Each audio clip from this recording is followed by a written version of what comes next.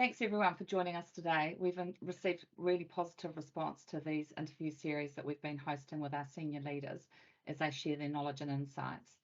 These recordings are shared with members both here domestically but also with our international audiences. Today I have the pleasure of welcoming Garry Diack. Garry is the CEO of Ravensdown, and he's joining us to share his knowledge and insights on moving the business forward, given the requirement to respond to environmental impacts, along with sharing his experience around governance. So welcome, Garry. Thank you. So I'll just kick things off. I guess our members are always intrigued about the new execs that come into running these businesses. So tell us a bit about yourself, Garry. Okay, so I'm essentially a corporate executive. I'm not steeped in the rural industry, as you might expect in a business like this, but have born in a farming environment, but qualified, strangely enough, as an industrial and organisational psychologist, and with a background in economics. So my early career was spent in the consulting world around the big five accounting firms. Ernst & Young was my first business I got involved in, and luckily enough, way back in, this is going to age me terribly, but 1987, when there was a fairly significant reform of all of the government processes, and the government sold off a lot of state assets. So I got involved in the strategy work right across key government industries such as health and energy and telecommunications, and helping formulate state-owned enterprises out of what were essentially an amalgamation of government departments. And that got me heavily involved in industry-based strategy. And from there, I was lucky enough to be involved in the governance and strategy consolidation of all of the dairy companies that ended up coming together. One large dairy cooperative integrated the dairy board and created Fonterra. So that was 5 or 6 years of my life totally devoted to ensuring that whole governance and integration process worked well, which led on to similar sorts of roles all around the globe. I ended up working for News Corporation in governance and strategy stuff, and then became a bit of an agent of the banks, really, working with companies that either needed to grow or needed to resolve some fundamental conflicts. So I've been the CEO of Solid Energy on behalf of the government and the banks around rescuing the equity that was in state-owned coal company that was on the demise. I've been the CEO of Take Communications, which was a very, very cool New Zealand technology export company, and since then have now come into Ravensdown. The core theme in all of those things has been either largely mutuals or cooperatives trying to grow their balance sheet on behalf of members and owners. I mean, even the Tate thing was a family-owned trust, and I was both a trustee and an executive, growing the capital base and the return to essentially a member-driven or family-owned entity. I've also been had a number of directorships, again, similar sort of flavour. Southern Building Society, it's a mutual. ATS, it's a cooperative. Had a flurry in public listed directorships as well. So all in all, you round all that up, and I'm sitting here inside Ravensdown with really a mandate to sit there and say, what is the future of a cooperative for farmers in the ever-changing world that we're in? That's me in a nutshell. That's fantastic, and it's really interesting. I mean, you've obviously got a real breadth of experience, and you touched on your time in forming Fonterra. I think there's quite a few of us across the group who've we're involved in that. So yes, it's always something that we share. So if you can talk us through Ravensdown and how you've navigated the last few years and what the organisation is doing to make itself future-proof, right, that would be helpful. So when I came into Ravensdown, sort of inherited a strategy that was relatively mature, but the purpose statement that came with it was essentially, it was clearly enabling smarter farming for a better New Zealand. And this talked about the fact that Ravensdown was born out of a group of farmers got together and said, how can we ensure that we get the best price possible for our fertilizer and the nutrients that we use to grow the crops that ultimately turn into food and get exported and feed the nation. So, but over time, that being a cooperative with quite a large number of members, and we have 26,000 members in our cooperative, of which I think about 18,000 are pretty active, and of which 12,000 are very, very active. So it's a large cooperative. Our members have always sort of thought, well, we take these nutrients, but how do we ensure that we put them to good use? So our cooperative got involved in sort of soil science and environmental issues around what is the best use of the nutrients, the right nutrient in the right place at the right time, and it broadened the scope quite a bit. So we deliver nutrients, but we have a lot of services wrapped around it. And enabling smarter farming for a better New Zealand was really about enabling our farmers to use their nutrients for better productivity. I came into the business about 18 months ago, and there are 2 or 3 sort of more sort of industry-wide or global challenges in the cooperative. The biggest one being the impact that farming has on the climate in New Zealand.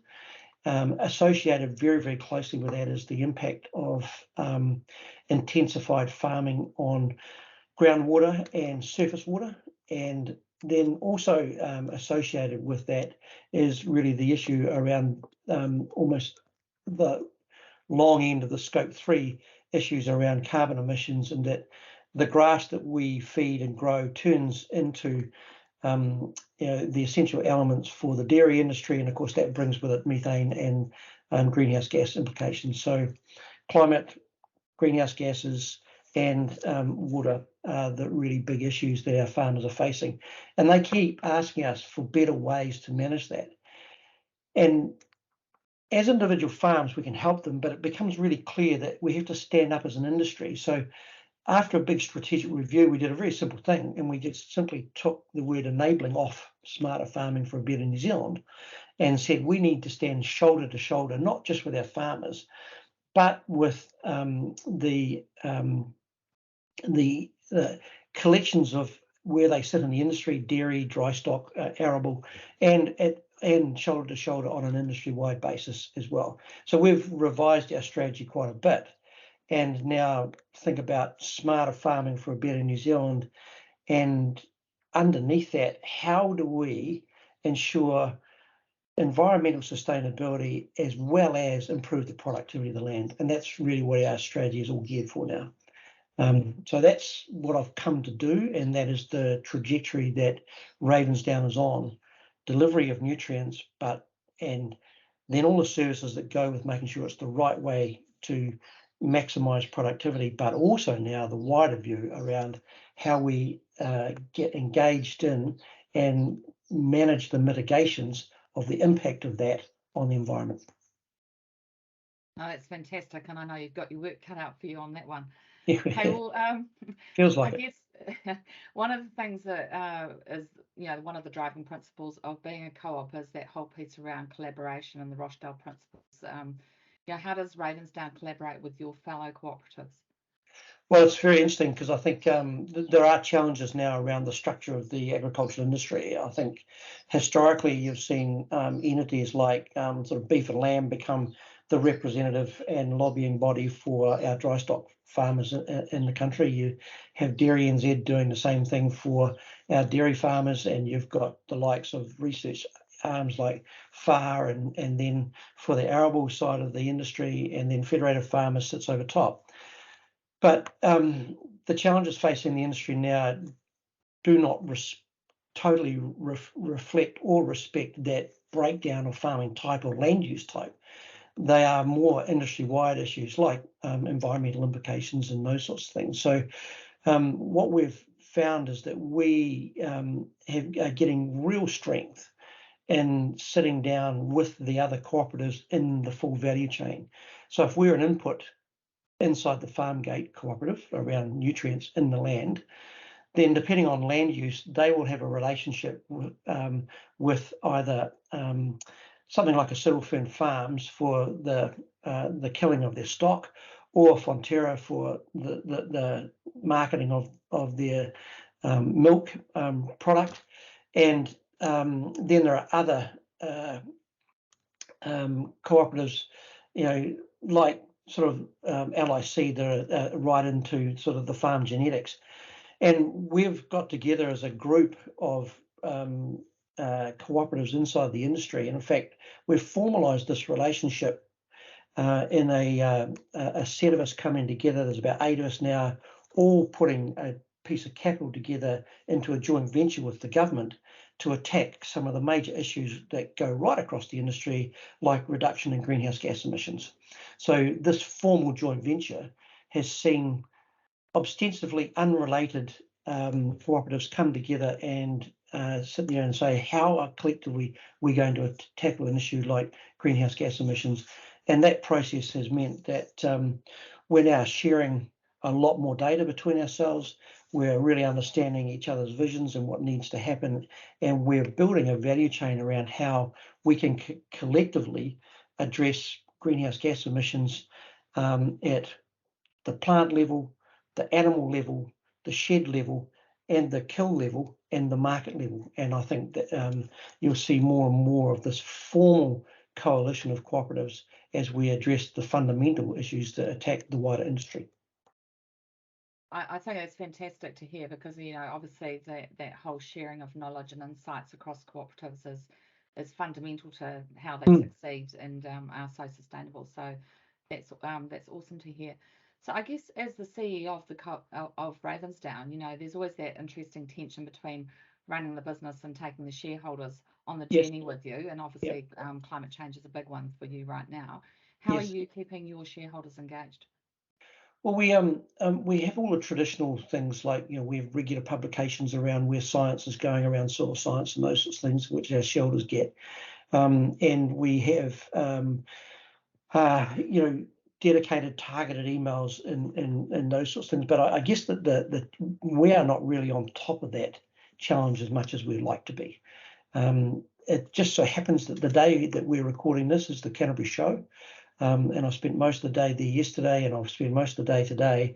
And you cannot beat the one-to-one conversation with farmers. And by way of example, a couple yesterday were saying, we need you out on the protests. You need to help us berate the government about where things are going. And as I explained to them, I need you to do that sort of stuff while we work with the officials. If we come out and go into the streets and put a Ravensdown van amongst the tractors, we'll lose the relationship with the officials.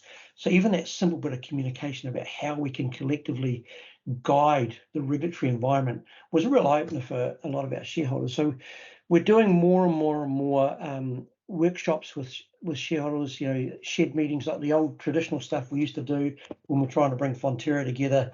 And I'm spending probably 30% of my time out talking to our shareholders on a one-on-one or a collective basis inside a catchment or a region. And that's really the only way that we're going to bring our farmers along with the major challenges that we've got. Yeah, I can see that it is quite challenging, especially the farming community. Everyone's got a strong opinion. So it's great that you're actually getting out there and talking to them directly. So I guess thinking from a Ravensdown perspective, what do you see as the main benefit of the business being a co-op as opposed to a corporate? Oh, look, I think the single biggest benefit is that there is no pressure on us for a dividend. We, in fact, the proxy for a dividend in our environment is a rebate, which is it's a phenomenon that really has had its origins in outside the farm gate cooperatives, whereby they'll buy it at the farm gate, and then they'll process either meat or milk into the market, and they'll get a premium in the market, and they'll pay a rebate back. Although Fonterra is now starting to have altered away from rebates into a milk payout, which is basically a top up over and above what they would normally get for the farm gate sale. I'm trying to move our cooperative away from rebates and sit there and say, we'll give you the benefit of the cooperative through the pricing we give you during the year. And we need to retain a certain amount of capital to keep running the business. But in doing that, we can allocate into funds into research and development. We can allocate them for the benefit of farmers. We have developed a number of technologies. We launched a business called Ravensdown Ventures, which is commercializing some of that technology. The returns that come from that go back into lowering the fertilizer price. We have a shipping company that is quite profitable, and where those benefits come back and lower the price. And we're able to keep the supply price to our farmers down because we don't have a burden of having to pay a dividend, or neither do we have shareholders that are pulling on the balance sheet. They leave the balance sheet alone for the benefit of their enterprise. And in an industry like agriculture, where there are variable prices at your farm gate and variable costs coming in, I think it's a brilliant model. It works really, really well. You always stay in touch with what your shareholders, who are your customers, are wanting from you. And it is one of the most intimate and, I think, sustaining and enduring business models that we have. I mean, I've been a chairman and a director of public listed companies. They come and they go. The burden of the dividend really destroys the ability of a balance sheet to have an intergenerational flavour. And if you look at the cooperatives in New Zealand, they do, in terms of age, range from, well, this one's about 50 or 60 years, all the way out to 120 years, which the Southern Building Society as a mutual has, because of the model allows the sustainability of that business to evolve over time, but not burden it. And I think for the benefit, and everyone gets a benefit on the way through. It's a brilliant model. Oh, that's great to hear. And obviously, at 18% of New Zealand's GDP, it's a significant player. So a lot of work to be done to get that understanding and awareness out there. Yes. Just, Garry, with your management consulting background, where you've engaged with organisations on how to govern their businesses, Yep. What are your views on the differences of governing a co-op versus other business structure? And I believe you've got some slides that you would like to share with us. Yeah, look, I have, and if I just bring them up, it might be easier to have this conversation. So, and this is it. I think the key issue in any board that you're on is, what is your definition of return? And the capital structure of any governance environment really does start to talk to that definition of return. If we look at this slide that's in front of you, the top line we've got is, in terms of ownership structures, called a private company. So in a private company, your shareholders are generally managers, and if you're lucky and it does have a board, then the board is usually the owners or the shareholders, maybe with a professional director or two sitting on it. But the definition of return is around profit and value, and so, which is out to the right on the slide here. So the decision-making culture becomes one around profit. Like, how are we going to invest this capital in this piece of equipment to generate additional profits from new markets, so that the profits can come back and be taken out of the business as a dividend to the shareholders. And a lot of that flows through to something like a publicly listed company, which is the next line here, where there's a few dominant shareholders, and those dominant shareholders will appoint the board, and there are also shareholder elections as well, but usually the dominant shareholders hold enough of the votes that they can make that work where they want it to. And their definition of growth shifts a little bit. It goes more towards the growth in the value of the company and the dividends that gets thrown off, and because the shareholders react to the dividends. Now, you want it to be profitable, so because that improves the value of the shares, but it's not profit to be taken out. It is more profit to pay a minimum of dividends, but really most of the shareholders are there. So at some stage, when you sell the company in the future, you've lifted the value and you get your return on the exit as a shareholder. So these public listed companies, shareholders trade in and out based on the value increment they can get. Now, a commercial subsidiary, say, of a public listed or a private company, again, a dominant shareholder, growth and value of shares is really important, as is dividends, similar sort of thing, and profit and value becomes important. But you'll find that it's more acutely driven because the board is appointed by the dominant shareholder. and it's got a very targeted view of life. Now, cooperatives are different. In cooperatives, you have equal shareholders. So what you are really trying to do in a cooperative is say, what one person cannot achieve, a collective can. So the collective is usually, if you go out to the right, the definition of return will be in this environment. Inside the farm gate, it's all about the cost and the price that you are supplying, and outside the farm gate, it's about getting a good supply price, and usually it's got a rebate tied to it. So the decision-making culture inside the board is one about, how do I represent the interests of the shareholders who own the company, bearing in mind you've got to do that representation inside the company law of New Zealand. So there's 4 different capital structures that deliver essentially 4 different definitions of return, and so your decision-making culture in the board is different. And look, there are more. I mean, you go another page, you've got crown entities that are regulatory, where it's all about the definition of return is quality and public good. So your decision-making culture is compliance. Take civil aviation, take the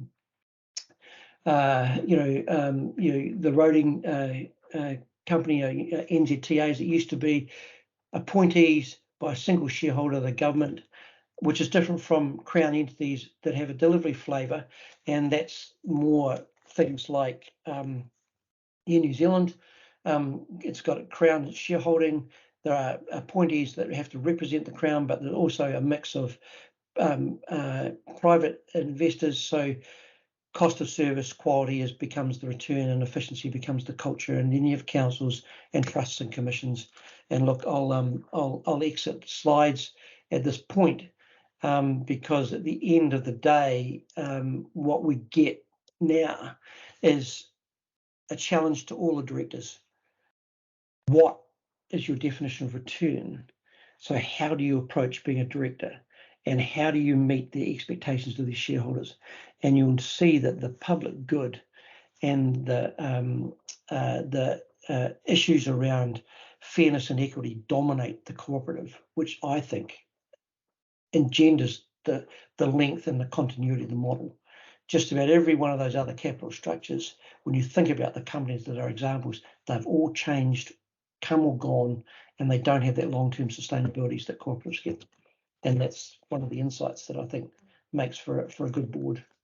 And that's really helpful to that you shared that. And I guess one of the messages that we keep putting out there is that the great thing about cooperatives is that they enable competition in the marketplace. So yes, in terms of corporates or other entities, and so and the governance of them is absolutely key to their success. So yep. It's wonderful to hear your journey on that.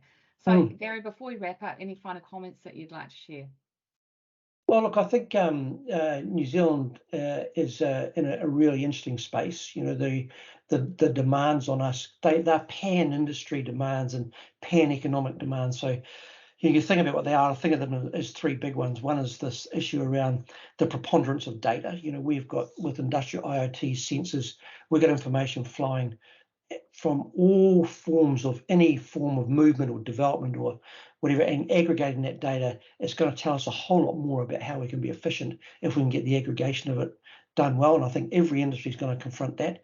I think every industry is confronting a massive regulatory pressure on it right now, as governments really seek to build sustainability as a flavour into the beauty of New Zealand. And the current government we've got has got an approach to that. Another government will have a different approach, but sustainability, the environment, of business, of capability, all of those things is going to be demanding. And I think the other thing that's really sitting out there, the third big one, is the social license to do what we do. With modern media now, we are really getting clear signals around the parts of society and the views that they want for the country they live in.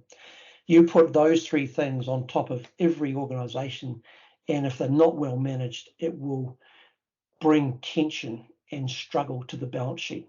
The beauty about a cooperative is the balance sheets are strong. The ability, because they're totally connected to their shareholders, and their shareholders are either their suppliers or their customers, there's an inbuilt loop that provides its own form of sustainability around these pressures, and we turn them into positive things and we learn from them, as opposed to them being things that bring down organisations or challenge organisations with a brand slip or something like that. So in the modern world, I think we'll see more from the stability of a cooperative business model, and I believe strongly in it. So I've come back to being CEO of a cooperative. I've had a foray into many forms of capital structure, and this is where I think we can make the biggest difference.